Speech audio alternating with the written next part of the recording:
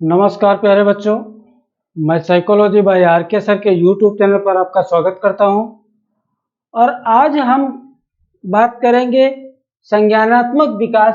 जैसा कि बोर्ड पर लिखा हुआ है, संज्ञानात्मक विकास या मानसिक विकास या बौद्धिक विकास, ये तीनों सिद्धांत हैं। सिद्धांत एक ही है, लेकिन इस सिद्धांत को तीन नामों से जाना जाता है। तो यह प्रश्न यह बनता है कि इस सिद्धांत का प्रतिपादन किसने किया? तो इस सिद्धांत का जो प्रतिपादन किया वो जीन पियाजे ने किया।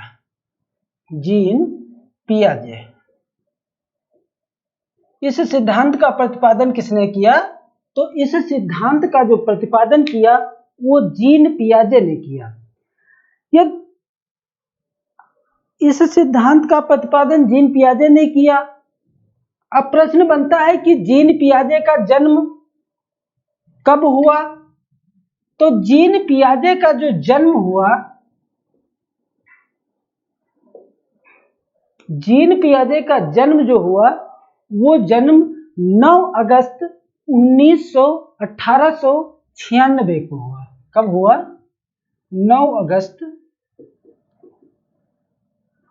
1896 ईस्वी को हुआ। और यदि पूछा जाए कि जीन पियाजे की मृत्यु कब हुई, तो जीन पियाजे की मृत्यु जो हुई वो 16 सितंबर 1980 को हुई। यानी जन्म कब हुआ? तो 9 अगस्त 1918। जन्म पूछा जाए तो 9 अगस्त 1896 और मृत्यु यदि पूछा जाए तो 16 सितंबर 1980 को जीन पियाजे की मृत्यु हुई। जीन पियाजे कहाँ के मनोवैज्ञानिक थे, या पूछा जाए कि इनका जन्म कहाँ पे हुआ था, तो जीन पियाजे का जो जन्म हुआ था वो स्विट्जरलैंड में हुआ था।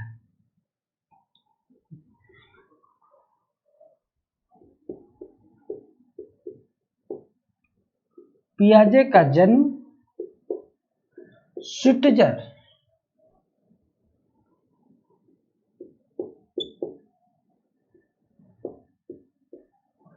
जीन पियाजे का जन्म कहाँ हुआ?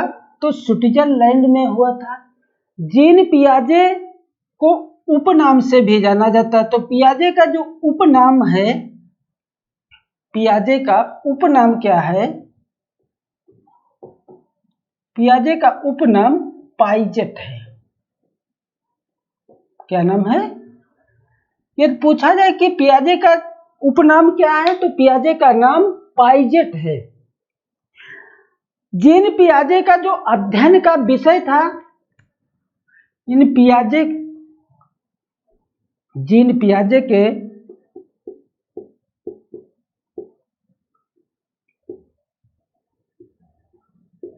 अध्ययन का विषय क्या था? तो पियाजे के जो अध्ययन का विषय था वो था प्राणी विज्ञान।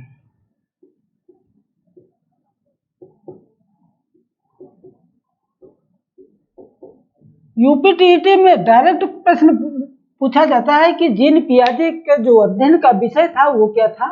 प्राणी विज्ञान था। अब यदि पूछा जाए कि जीन पियाजे के गुरु कौन थे, तो जीन पियाजे के जो गुरु थे, जीन पियाजे के जो गुरु थे वो थॉमस रीड थे। कौन थे? Thomas read.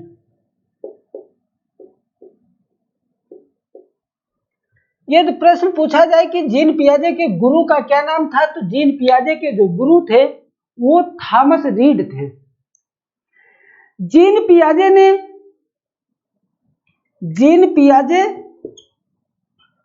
जब अपना प्रयोग कर रहे थे, यानी पियाजे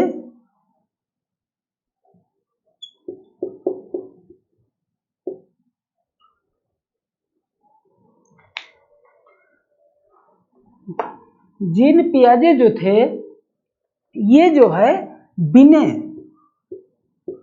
बिने की प्रयोगशाला में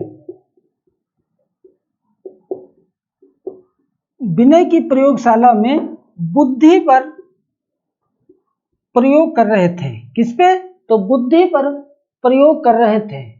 और जिस समय ये जो है विनय, आपको पीछे पढ़ा चुके हैं कि जो है ये पूछा जाए कि बुद्धि के जन्मदाता कौन है, तो विनय और साइमन। लेकिन जब ये विनय की प्रयोगशाला में अध्ययन कर रहे थे, प्रयोग कर रहे थे, तो उसी समय जीन पियाजे ने जो सिद्धांत दिया उसी को संज्ञानात्मक सिद्धांत या जो है मानसिक विकास का सिद्धांत या बौद्धिक विकास के सिद्धांत के नाम से जाना जाता था। जिस समय ये प्रयोग कर रहे थे उस समय इन्होंने जो है जिस समय ये प्रयोग कर रहे थे उस समय इन्होंने जो है 5 पुस्तकें भी प्रकाशित की। और इनका जो प्रयोग हुआ वो हुआ 1923 से लेकर के 1932 के बीच में इन्होंने प्रयोग किया। इस समय इन्होंने 5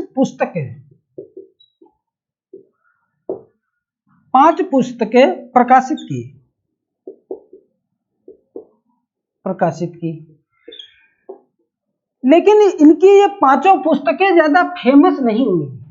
इनकी केवल एक पुस्तक बहुत फेमस हुई और उस पुस्तक का नाम है, जो पुस्तक फेमस हुई उस पुस्तक का नाम है लैंग्वेज। उस पुस्तक का नाम है तो लैंग्वेज एंड थॉट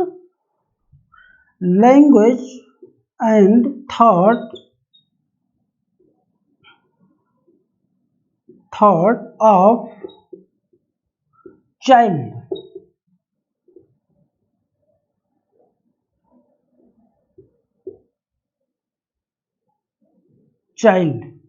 यानी इनकी जो फेमस पुस्तक हुई उस पुस्तक का क्या नाम था? तो उस पुस्तक का नाम था language and thought of child.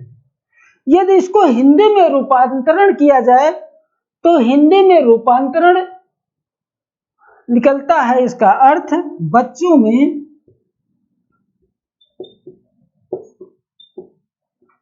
भाषा एवं विचार। यानी इनकी जो पुस्तक है language and thought of child, उसको यदि हिंदी में ट्रांसलेट किया जाए तो उसका अर्थ निकलता है कि बच्चों में भाषा और विकास। जीन पियाजे ने अपने सिद्धांत में यह बताने का प्रयास किया कि जो है बच्चों में बुद्धि किस प्रकार से होती है। इसका खोज का विषय क्या था? तो बुद्धि। इसीलिए इन्होंने जो है जीन पियाजे ने कहा कि बालक की जैसे जैसे आयु बढ़ती है वैसे वैसे उसमें बुद्धि का विकास होता है। भाई बालक जब छोटा था, मतलब शैशवावस्था में था, तो उसके जो है बुद्धि का स्तर दूसरा था। लेकिन जब वो बाल्यावस्था में पहुंचता तो दूसरा स्तर हो जाता, और किशोरावस्था में पहुंचती तो उसके जो है बुद्धि का स्तर दूसरा हो जाता। इसीलिए इन्होंने अपने ही बच्चों को खोज का विषय बनाया और ये जानने की कोशिश की कि बुद्धि जो है, बालकों में बुद्धि का विकास किस ढंग से होता है। तो इन्होंने जो खोज किया तो इनको ये जानकारी मिली कि बालकों में जैसे जैसे बालकों की आयु बढ़ती है वैसे वैसे बालकों में बुद्धि बढ़ती है। बुद्धि को हम मनोविज्ञान की भाषा में स्कीमा भी कहते हैं, या मानसिक संरचना भी कहते हैं, या हम ज्ञान भी कह सकते हैं। इसी को जो है, जो ये सिद्धांत है जीन पियाजे को, इसी सिद्धांत को लेकर के इन्होंने कई शब्दावलियां दी हैं। और वो शब्दावलियां देने के बाद में ये जो है जीन पियाजे बहुत फेमस नहीं हो पाए। जब जीन पियाजे फेमस नहीं हो पाए तो इन्होंने अपने गुरु के पास गए, यानी थॉमस रीड के पास गए और उनसे कहा कि सर, मैंने मेहनत तो बहुत किया है अपने सिद्धांत को प्रतिपादित करने में, लेकिन मैं फेमस नहीं हुआ, मेरा सिद्धांत इतना जो है सामाजिक नहीं हो पाया है। तो इनके गुरु थॉमस रीड ने कहा कि आप जो है जिस प्रकार से दूसरे मनोवैज्ञानिकों ने अपने सिद्धांत में जो है बालक की अवस्थाओं को इंगित किया है। इन अवस्थाओं को आप भी जो है जोड़िए, उसके साथ इंगित करिए, तभी जो है आपका सिद्धांत ज्यादा प्रभावशाली होगा। तो जो है जीन पियाजे ने अपने सिद्धांत में बालकों की जो है अवस्थाएं बताई। तो जीन पियाजे के सिद्धांत में यदि प्रश्न पूछा जाए कि पियाजे ने अपने सिद्धांत की कितनी अवस्थाएं बताई, तो पियाजे ने अपने सिद्धांत की 4 अवस्थाएं बताई। लेकिन जीन पियाजे की इन अवस्थाओं को हम लोग समझने से पहले या पढ़ने से पहले जीन पियाजे की जो महत्वपूर्ण शब्दावली है उनको यदि हम समझ लेते हैं तो वो ज्यादा प्रभावी होगा, क्योंकि जो है प्रश्न ज्यादातर जो है जीन पियाजे की शब्दावलियों से ही बनते हैं। तो जीन पियाजे की शब्दावली है उनको हम लोग समझते हैं। यहां तक आप लोगों को समझ में आया कि इनके गुरु कौन थे जीन पियाजे के, तो थॉमस रीड थे। जीन पियाजे का उपनाम क्या था, तो पाइजेट था। जीन पियाजे का जन्म कब हुआ, तो 9 अगस्त 1896 को हुआ और मृत्यु 16 सितंबर 1980 को हुई। इन्होंने 5 पुस्तकें भी जो है प्रकाशित की, और उस जो जिस समय पुस्तकें प्रकाशित की उस समय जो है 1923 और 1932 के बीच में जो है इन्होंने 5 पुस्तकें प्रकाशित की। उसमें मुख्य रूप से जो फेमस पुस्तक हुई, उस पुस्तक का नाम है language and thought of child, यानी बच्चों में भाषा एवं विचार। जीन पियाजे का जो अध्ययन का विषय था वो क्या था, प्राणी विज्ञान। जीन पियाजे जिस समय जो है विनय की प्रयोगशाला में बुद्धि पर अध्ययन कर रहे थे या प्रयोग कर रहे थे, उसी समय जो है इन्होंने 5 पुस्तकें प्रकाशित की। जीन पियाजे का सिद्धांत किस नाम से जाना जाता है, तो संज्ञानात्मक विकास का सिद्धांत, या मानसिक विकास का सिद्धांत, या बौद्धिक विकास का सिद्धांत। अब जो है इनके सिद्धांत को हम लोग देख लिए। अब इन्होंने जो जीन पियाजे ने अपने सिद्धांत में जो महत्वपूर्ण शब्दावली बताई है उनको हम लोग जो है समझने का प्रयास करते हैं।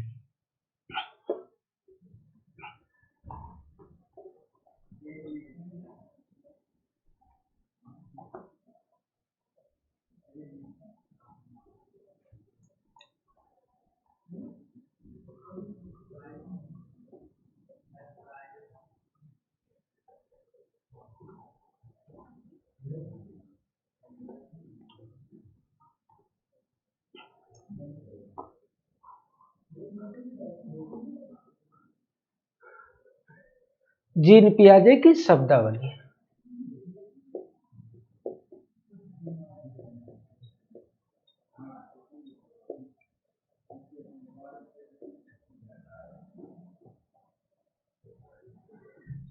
जीन पियाजे की शब्दावली। जीन पियाजे ने बताया कि बालकों में बुद्धि का जैसे जैसे विकास होता है वैसे वैसे आयु बढ़ती है, यानी जिस प्रकार बालकों में आयु बढ़ती है उसी प्रकार से बालकों में बुद्धि बढ़ती है। उसके साथ साथ जो बुद्धि बढ़ती है उसे हम, यानी बुद्धि को हम जो है, यानी बुद्धि जो है इसको हम लोग क्या कहते हैं, स्कीमा कहते हैं। क्या कहते हैं, स्कीमा। स्कीमा, या इसी को हम मानसिक कह सकते हैं, मानसिक, या इसी को हम ज्ञान कह सकते हैं, ज्ञान। ये जो है सब जो है किसके पार्ट हैं, तो स्कीमा के पार्ट हैं, या बुद्धि भी कह सकते हैं। जीन पियाजे ने बताया कि ये जो स्कीमा होती है या मानसिक संरचना होती है इसमें मुख्यतः 2 प्रतिक्रियाएं होती हैं, यानी जो स्कीमा है या मानसिक संरचना है या ज्ञान है इसमें 2 मुख्यतः प्रतिक्रिया होती है। पहले प्रतिक्रिया का इन्होंने नाम दिया संगठन, और दूसरी प्रतिक्रिया का नाम दिया अनुकूलन। यानी पहले का नाम इन्होंने बताया संगठन और दूसरे का नाम बताया अनुकूलन।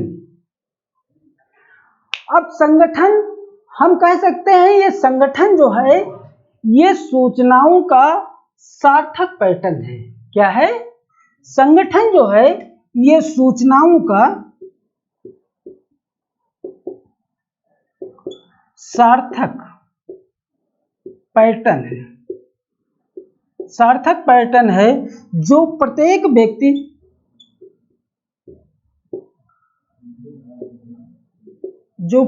व्यक्ति स्वयं अपने विचारों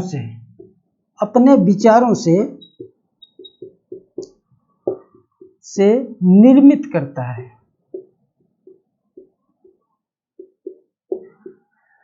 यानी संगठन जो है ये सूचनाओं का सार्थक पैटर्न है जो प्रत्येक व्यक्ति स्वयं अपने के विचारों से निर्मित करता है और जिसे जो है मनोविज्ञान की भाषा में जीन पियाजे ने संगठन कहा है।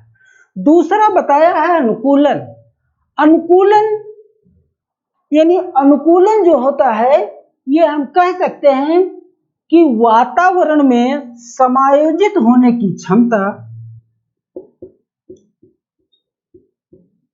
वातावरण में समायोजित होने की क्षमता जो सूचनाओं से मिलती है,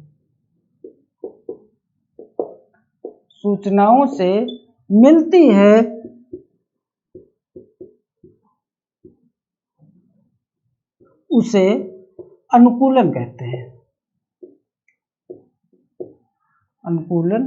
हैं। यानी अनुकूलन का अर्थ हुआ कि वातावरण में समायोजित होने की क्षमता जो व्यक्ति को सूचनाओं से मिलती है और उसी के अनुसार व्यक्ति अपने आप को अनुकूलित कर लेता है और उसे जो है अनुकूलन कहते हैं। जीन पियाजे ने बताया कि इस अनुकूलन में भी जो है दो प्रतिक्रियाएं होती हैं। यानी अनुकूलन जो है इसमें भी जो है दो प्रतिक्रियाएं होती हैं। वो दो प्रतिक्रियाएं कौन कौन सी हैं? तो पहले इन्होंने प्रतिक्रिया बताया, उसको बताया समावेशन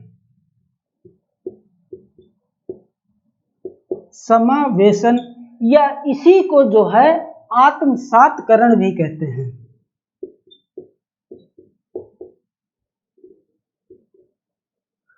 यानी पहले का बताया समावेशन या आत्मसातकरण और दूसरे को बताया समायोजन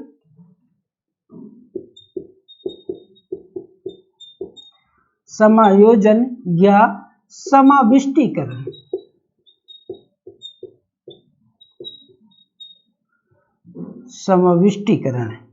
यानी पहले का बताया इन्होंने जो है समावेशन या आत्मसातकरण और दूसरे को बताया समायोजन या समाविष्टीकरण। ये किसकी प्रतिक्रियाएं हैं? तो अनुकूलन की हैं। अब समावेशन में क्या होता है? तो हम कह सकते हैं कि पूर्व ज्ञान एवं नवीन ज्ञान के द्वारा अपने आप को समायोजित करना समावेशन कहलाता है। क्या होता है? पूर्व ज्ञान प्लस नवीन ज्ञान। पूर्व ज्ञान एवं नवीन ज्ञान के द्वारा अपने आप को समायोजित करना समावेशन या आत्मसातकरण कहलाता है। जबकि समायोजन या समाविष्टीकरण जो होता है हम कह सकते हैं कि अनुकूलन में रह गई कमियों को दूर करना, अनुकूलन में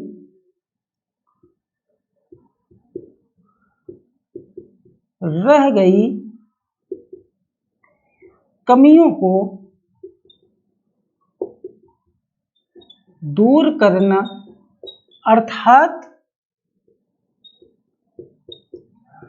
पूर्व ज्ञान में किसी नए ज्ञान को जोड़ देना, ये क्या कहलाता है? समायोजन या समाविष्टीकरण कहलाता है। जैसे दोनों का एक एक उदाहरण हम देते हैं। जैसे आपने या बालक को कभी बताया, आपने छोटा बच्चा आपसे पूछता है कि जो है मम्मी ये क्या है, आपने बताया कि ये जो है कुत्ता है। बच्चा ने पूछा कि मम्मी ये क्या है, तो मम्मी ने बताया कि बेटा ये कुत्ता है। लेकिन वो कुत्ता कैसा था?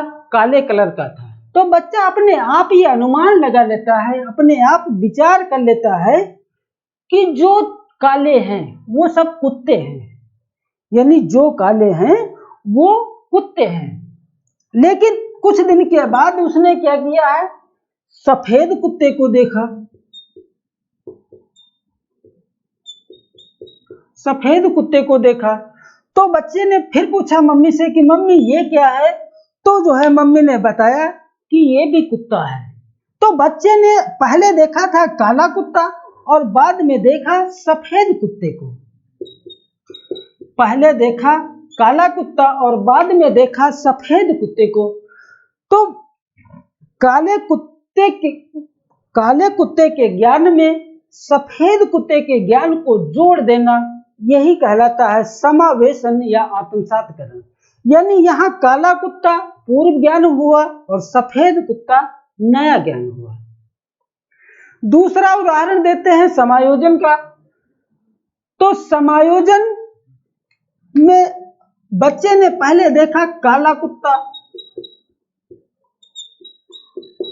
बच्चे ने क्या देखा? काला कुत्ता, क्योंकि काला कुत्ता यहाँ बच्चा देख चुका था। लेकिन बच्चा कुछ दिन के बाद वो जो है बिल्ली को देखता है, काली बिल्ली को देखता है। यह दूसरा उदाहरण देखते हैं। बच्चे ने सबसे पहले देखा कौवा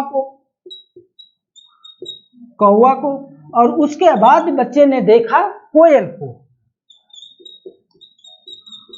यानी पहले बच्चे ने देखा कौवा को, फिर देखा कोयल को। लेकिन बच्चे को दोनों में अंतर दिखता है, क्योंकि बच्चा को ये पूर्व ज्ञान तो पहले से पता था कि कुत्ता काला होता है। क्योंकि बच्चा को ये लगा जब कुत्ता काला होता है यानी 4 पैर जिसके हों, 2 कान हों, 2 आंख हों, तो वो क्या होता है? कुत्ता होता है। बच्चा यहां तक तो समझ लेता है। लेकिन फिर वो बिल्ली को देखता है तो जो है उसके भी जो है 2 कान, 2 आंखें, 4 पैर, लेकिन फिर भी उसको जो है कुत्ते से बिल्ली अलग दिखती है, अंतर उसको देखता है। या बच्चे ने कौवा देखा और कुछ दिन के बाद वो कोयल को देखा तो बच्चे को उसमें अंतर दिखता है, अलग दिखता है। तो बच्चा अंतर जो है किस माध्यम से करता है? तो बच्चा अंतर जो निकाल लेता है वो आवाज के द्वारा बालक जो है अंतर जान जाता है। यानी आपने देखा कि कुत्ता भाव भाव करता है जबकि बिल्ली क्या करती है? म्याऊं म्याऊं करती है। कौवा कांव कांव करता है जबकि कोयल क्यू क्यू करती है। इस प्रकार बालक जो है आवाज के द्वारा जो है उसमें अंतर निकाल देता है। लेकिन यहाँ भी जो है पूर्व ज्ञान है और यहाँ भी नवीन ज्ञान है, और यहाँ भी जो है पूर्व ज्ञान और यहाँ भी नवीन ज्ञान। तो यहाँ बालक पूर्व ज्ञान में किसी नए ज्ञान को जोड़ देता है। यहाँ किसी भी प्रकार का विरोधाभास नहीं होता है। लेकिन यहाँ पे समायोजन में विरोधाभास हो रहा है, क्योंकि जो है पूर्व ज्ञान और नवीन ज्ञान में क्या हो रहा है? विरोधाभास हो रहा है। इसलिए जो है इनके जो है जीन पियाजे की ये जो महत्वपूर्ण शब्दावली है उनको समझने के लिए हम लोग जो है यहाँ तक पढ़े। आगे भी जो है कुछ जीन पियाजे ने शब्दावली दी है, उनकी भी चर्चा करते हैं।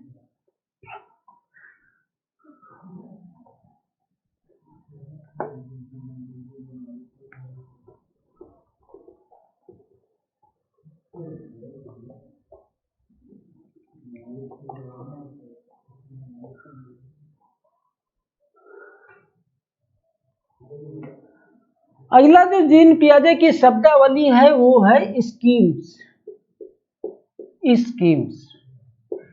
स्कीम्स में जीन पियाजे ने बताया कि व्यवहारों का जो सार्थक पैटर्न है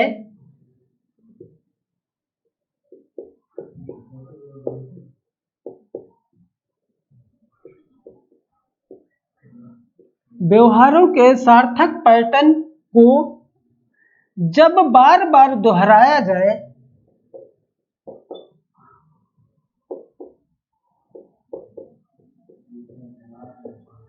व्यवहारों के सार्थक पैटर्न को जब बार बार दोहराया जाए तो उसे स्कीम्स कहते हैं।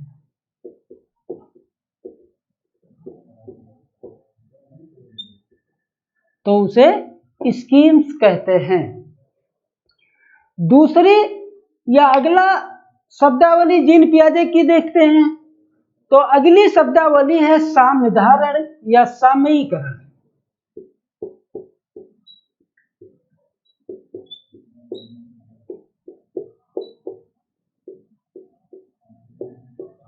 साम्यधारण या सामयिकरण। इसमें जो है जीन पियाजे ने बताया कि ऐसी प्रक्रिया जिसके द्वारा बच्चा आत्मसात करे, ऐसी प्रक्रिया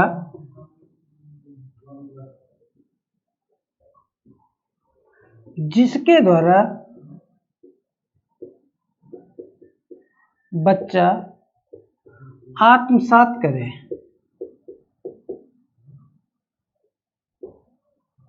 यानी ऐसी प्रक्रिया जिसके द्वारा बच्चा आत्मसातकरण करे तथा समायोजन की प्रतिक्रियाओं के बीच एक संतुलन कायम करे। यानी आत्मसात करे तथा समायोजन की प्रक्रिया में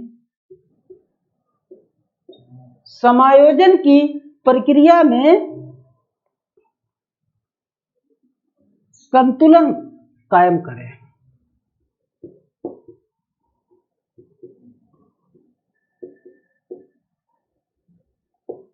संतुलन कायम करे उसे जो है साम्यधारण या सामयिकरण कहते हैं। अगली जो शब्दावली है पियाजे की वो है मानसिक संक्रिया।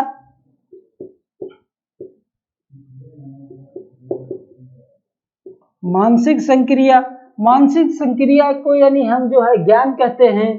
यानी हम कह सकते हैं कि जब कोई बच्चा किसी काम को पूरा करने के लिए जो चिंतन करता है, किसी काम को करने के लिए जब बालक चिंतन करता है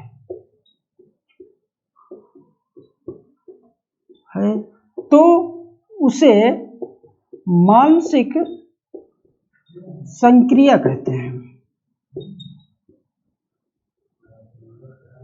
यानी बालक जब किसी काम को करने के लिए चिंतन करता है तो उसे मानसिक संक्रिया कहते हैं। दूसरा शब्दावली है संरक्षण। क्या होता है? संरक्षण। अब इस संरक्षण में क्या होता है? तो हम कह सकते हैं कि मूल आकृति में जब थोड़ा सा परिवर्तन होता है और बालक मूल आकृति पर वापस आ जाता है, उसी को जो है संरक्षण कहते हैं। यानी मूल आकृति पर वापस आ जाना, उसे संरक्षण कहते हैं।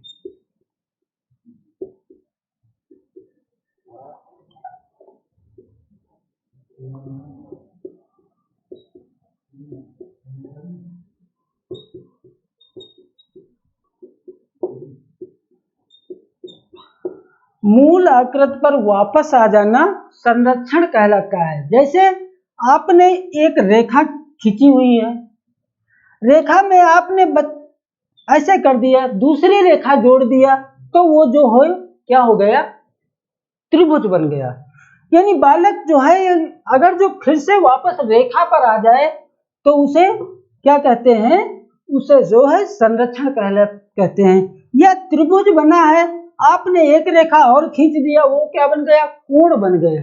यानी बालक फिर से अगर जो त्रिभुज कोण की जगह पे जो है कोण पे आ जाए, यानी त्रिभुज से हट करके कोण पर आ जाए तो उसे जो है संरक्षण कहलाते हैं।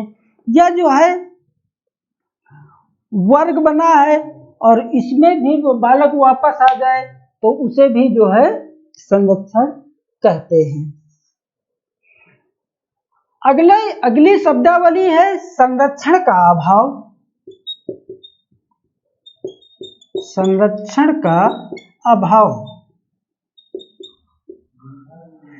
संरक्षण के अभाव में यह होता है, जीन पियाजे ने बताया कि मूल आकृति पर वापस ना आ पाना।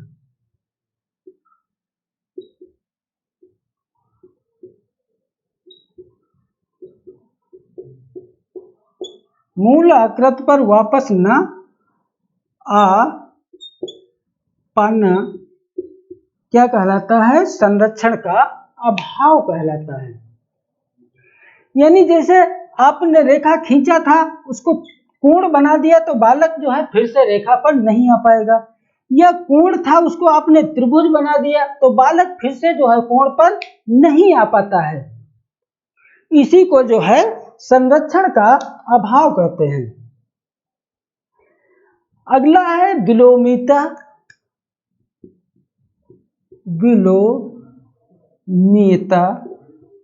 या उत्क्रमणशीलता।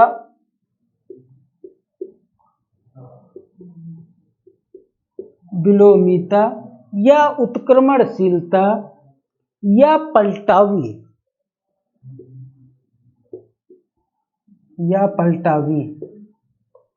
इसमें जीन पियाजे ने बताया कि मूल आकृति पर वापस आ जाना विलोमिता कहलाता है।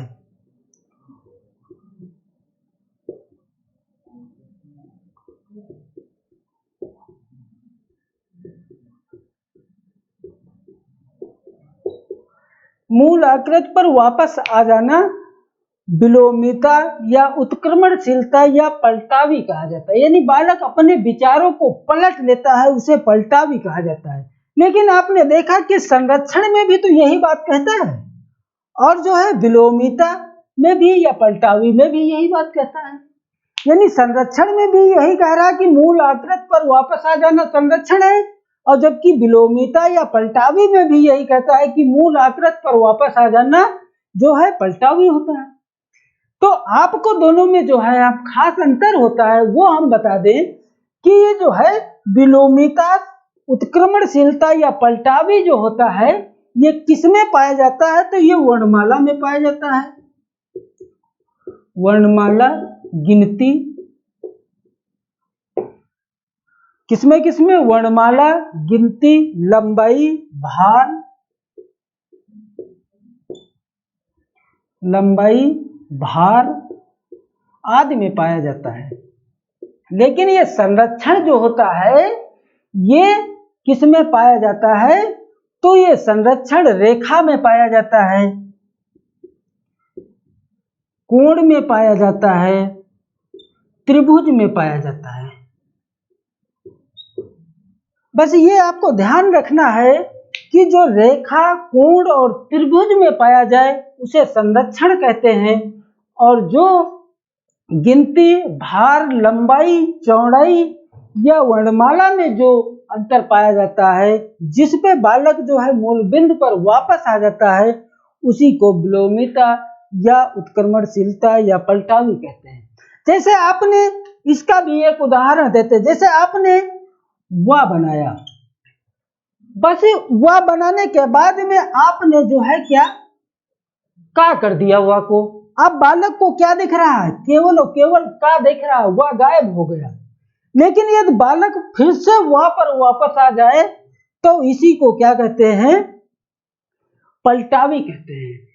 या आपने बालक से कहा कि बेटा 3 + 2 कितने होते हैं? तो बालक ने बताया कि 3 + 2 5 होते हैं। लेकिन बालक वो 5 कैसे सीखता है? तो बालक जो है पहले वो 3 लाइन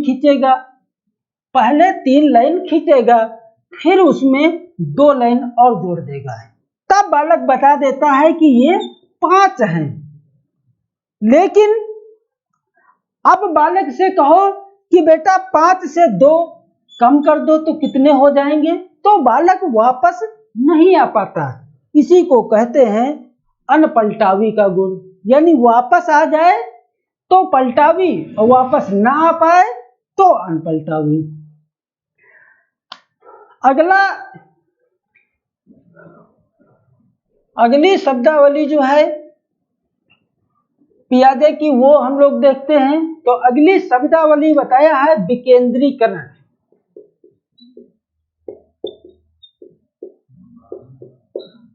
क्या बताया? विकेंद्रीकरण। अब ये विकेंद्रीकरण क्या होता है? तो हम कह सकते हैं कि विकेंद्रीकरण वो होता है कि बालक किसी समस्या समाधान के लिए किस स्तर तक या किस सीमा तक चिंतन करता है, उसे विकेंद्रीकरण कहते हैं। बालक किस सीमा तक चिंतन करता है, उसे विकेंद्रीकरण कहते हैं। विकेंद्रीकरण कहते हैं। अब आपने देखा कि ये तो 3 और 4 वर्ष के बालक होंगे, वो चिंतन नहीं कर पाएंगे। 3 से 4 माह का बालक जो होगा वो चिंतन नहीं कर पाएगा। लेकिन ये 23 से 24 माह का जो बालक होगा उसमें जो है चिंतन प्रारंभ हो जाता है। यानी जब बालक छोटा था तो वो चिंतन नहीं कर पाता था, लेकिन जब वो बालक 23 से 24 माह का होता है तो उसमें चिंतन प्रारंभ हो जाता है। यानी आपने देखा कि 20 माह के जो बालक होते हैं उनमें वस्तु और स्थायित्व बनना प्रारंभ हो जाता है। बालक के सामने ये खिलौना आप रखोगे तो बालक खिलौना समझेगा, वो जो है खेलेगा। लेकिन आप उसे छुपा करके रख दो तो थोड़ी देर के बाद बालक उस खिलौने को भूल जाएगा। यानी वही खिलौना ये 3-4 माह का बालक हो तो क्या उसके विषय में वो कुछ चिंतन नहीं कर पाएगा। लेकिन यह बालक 22, 23, 24 माह का होता है तो उसमें चिंतन प्रारंभ हो जाता है। इस प्रकार जो है जीन पियाजे की जो शब्दावली है उनको जो है हम लोग पढ़ें। अब जीन पियाजे की शब्दावली के साथ साथ जीन पियाजे ने अपने सिद्धांत में 4 अवस्थाएं भी बताई हैं। पहली अवस्था जिसे संवेदी गामक अवस्था या सेंसरी मोटर स्टेज या संवेदी पेशीय अवस्था या इंद्रिय जनिक अवस्था। दूसरी अवस्था जो बताई वो पूर्व संक्रियात्मक अवस्था बताई। पूर्व संक्रियात्मक अवस्था के भी जो है 2 भाग थे। तीसरी अवस्था बताई वो मूर्त संक्रियात्मक अवस्था बताई और चौथी जो अवस्था बताई वो अमूर्त या औपचारिक संक्रियात्मक अवस्था बताई। नेक्स्ट वीडियो यानी इसका सेकंड पार्ट जो हम लोग बनाएंगे उसमें जो जीन पियाजे की जो अवस्थाएं हैं उन पे चर्चा करेंगे। आज केवल जो जीन पियाजे का जन्म कहाँ हुआ, उनकी मृत्यु कहाँ हुई, कब जन्म हुआ, उनके गुरु का क्या नाम था, उनका अध्ययन का विषय क्या था, उनकी प्रमुख पुस्तक कौन सी थी, इस पे जो है हम लोग जो है चर्चा कर लिए। उसके साथ ही जो है जीन पियाजे की जो शब्दावली है वहां उसकी भी चर्चा कर ली। नेक्स्ट वीडियो यानी सेकंड पार्ट में हम लोग जो है जीन पियाजे की जो इन्होंने 4 अवस्थाएं अपने सिद्धांत की बताई हैं उन पे हम लोग जो है चर्चा करेंगे। Thank you.